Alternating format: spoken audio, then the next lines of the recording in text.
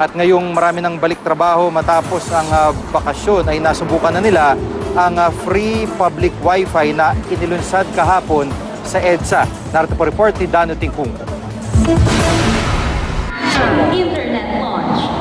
Ang paglunsad kahapon ng EDSA Free Public Wi-Fi ng DICT, NTC at mga telco sumakto sa pista opisyal kung kailan mabibilang lang sa kamay ang mga nasa MRT. Kaya naman hindi nakagulat-gulat kung ang pumalong internet speed sa aming speed test kahapon 22 hanggang mahigit 90 Mbps sa North Avenue Station. At sa Cubao naman mula 35 hanggang mahigit 74 Mbps. Sa show kahapon pinasubok namin ang public Wi-Fi. Medyo mabagal lang siya ng konti.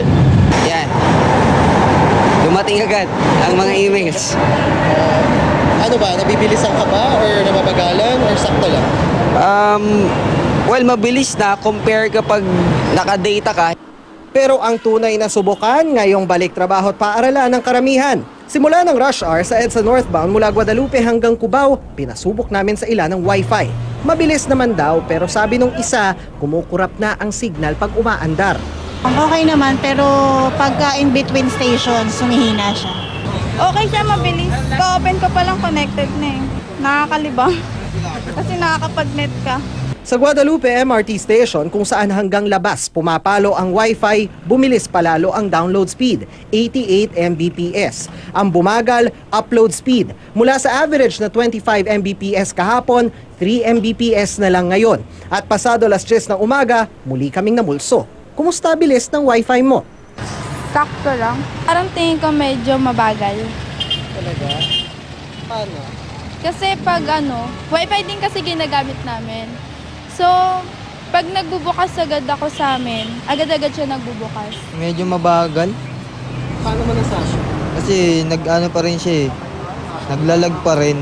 Kasi yung pinapanood ko online, hindi naman siya gaanong malakas. Siguro dahil na marami ring nakakonect. Kaya siguro mabagal. 200 Mbps ang pangakong speed ng EDSA Free Public Wi-Fi pero sapat kaya ito sa humigit kumulang 1 milyong bumabagtas sa EDSA araw-araw, kapwa motorista at pasahero. Ang sabi ko sa telco dito, I don't want a speed of less than double digit.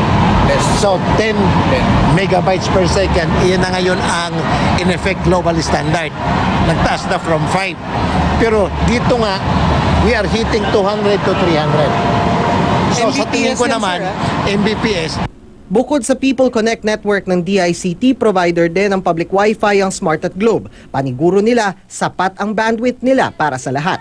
For Globe, we can serve 1,000 commuters in one particular in each of the stations, no?